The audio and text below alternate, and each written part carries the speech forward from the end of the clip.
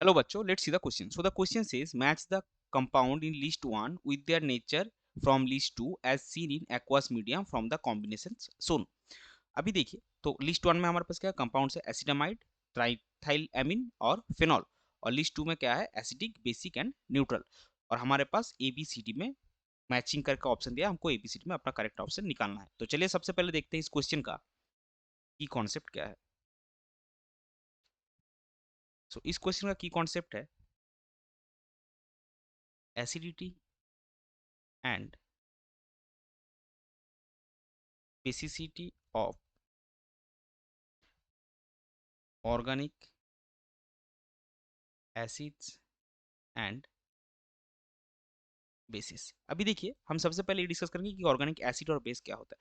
तो organic compound, organic chemistry में क्या होता है, अगर कोई भी स्पीसीज या कंपाउंड जो H प्लस एक्सेप्ट करता है वो बेस है, जो H प्लस छोड़ता है वो एसिड है। जैसे कि अगर आप मान लीजिए आपके पास एक OH ग्रुप है, तो ये क्या करेगा, ये आपका अगर H प्लस छोड़ेगा तो this will act as an acid. और अगर आपके पास NH2 ग्रुप है तो ये क्या करेगा, ये आपका H प्लस एक्सेप्ट करेगा और बनाएगा NH3 प्लस, ये आपका बनेगा बेस। सो एसिड और बेस का एसिड या बेसिड कैसे ज्यादा होगा, मान लीजिए एसिड के केस में क्या हो रहा है, वो H प्लस उसको छोड़ना होगा। तो H प्लस छोड़ना होगा मतलब क्या है, ये जो O माइनस आयन बन रहा है, ये नेगेटिव चार्ज जितना ज्यादा स्टेबलाइज होगा, ये जो आयन आपका बन रहा है ये जितना ज्यादा स्टेबलाइज होगा उतना ही वो स्ट्रॉन्ग एसिड है, क्योंकि उतना आसानी से वो H प्लस छोड़ेगा। और बेस के केस में क्या होगा, बेस के केस में आपको H प्लस एक्सेप्ट करना होता है। तो यहाँ पे एक्सेप्ट क्यों कर रहा है, नाइट्रोजन के ऊपर लोन पेयर है इसलिए। तो नाइट्रोजन का लोन पेयर का जो अवेलेबिलिटी है वो जितना ज्यादा होगा वो क्या होगा, H प्लस उतना आसानी से एक्सेप्ट करेगा, तो क्या हो उसका बेसिसिटी ज्यादा होगा। अभी देखिए हम एक के बाद एक कंपाउंड जो है हमारा वो डिस्कस करेंगे। तो सबसे पहले हमारे पास क्या है, सबसे पहले हमारे पास है एसिटामाइड। एसिटामाइड अगर इसका फॉर्मूला देखेंगे तो CH3 C double bond O NH2, यहाँ पे नाइट्रोजन को लोन पेयर है। तो इसके केस में क्या होता है, ये बेसिक होना चाहिए NH2 ग्रुप है, लेकिन CH3C जो है ये इलेक्ट्रॉन विथड्रॉइंग ग्रुप है। सो द इलेक्ट्रॉन, इसका रीजन और आंसर क्या आएगा देख लीजिए, the electron withdrawing effect of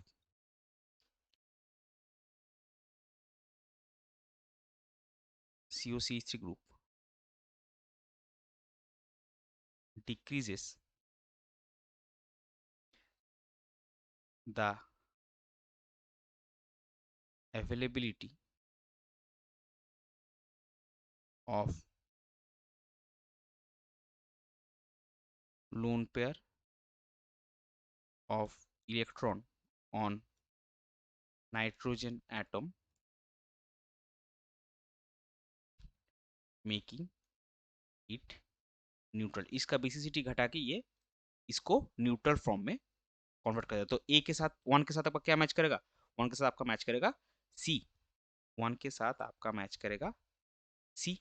अभी चलते हैं टू में। टू में हमारे पास क्या है देखिए, टू में कंपाउंड हमारे पास है tri ethyl amine. So tri ethyl amine यानी कि C2H5N C2H5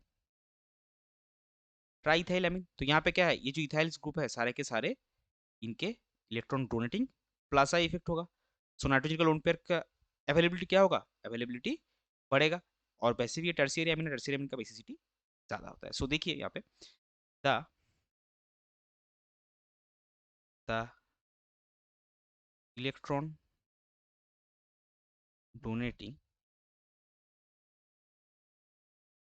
plus I effect of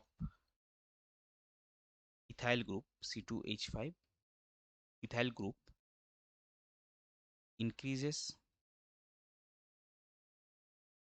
the electron density on lone pair of N atom,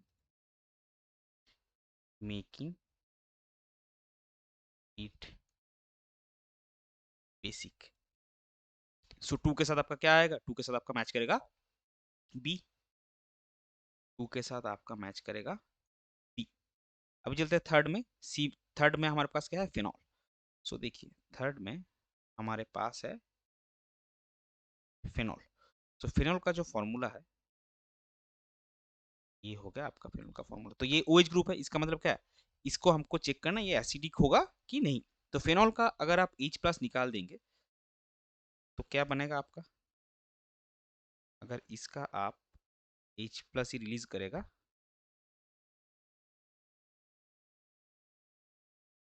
ये आपका बना फेनोक्साइड आयन। सो ये जो फेनोक्साइड आयन है ये क्या है, ये रेजोनेंस स्टेबलाइज्ड है। कैसे, हम सारे स्ट्रक्चर्स ड्रॉ नहीं करेंगे, आपको अच्छे से समझ में आए इसलिए हम रफ में इसको ड्रॉ करें। तो ये देखिए ये जो O माइनस है, ये इस तरह से बेंजीन रिंग के साथ साइक्लिक रेजोनेंस में पार्टिसिपेट करेगा। तो इसके लिए हम क्या लिख सकते हैं, phenoxide ion is stabilised by a resonance with the benzene ring, जो कि फेनोल के केस में पॉसिबल नहीं है। फेनोल के केस में अगर आप रेजोनेंस कराएंगे तो वो क्या करेगा, फेनोल के केस में भी अगर हम रेजोनेंस करवाना चाहे, यहाँ पे अगर हम ड्रॉ करेंगे फेनोल के केस में, तो फेनोल में ऑक्सीजन के ऊपर लोन पेयर है।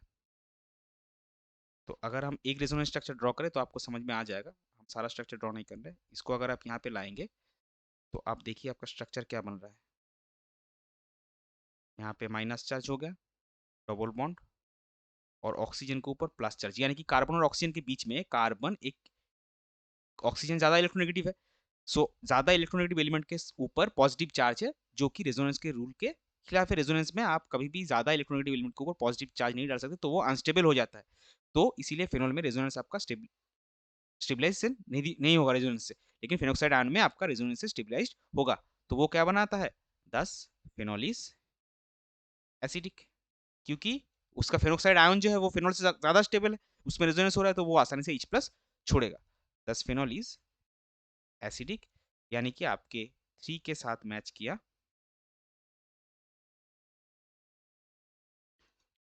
ए। तो अगर हम इसको समराइज करके पूरा आंसर लिखना चाहे, तो 1 के साथ आपका मैच किया C, 2 के साथ आपका B, एंड 3 के साथ आपका ए, जो कि है हमारा ऑप्शन ए। 1 के साथ C, 2 के साथ B एंड 3 के साथ ए। सो ऑप्शन ए हो जाएगा इस क्वेश्चन के लिए आपका correct final answer. I hope you understood it well. Best of luck, thank you.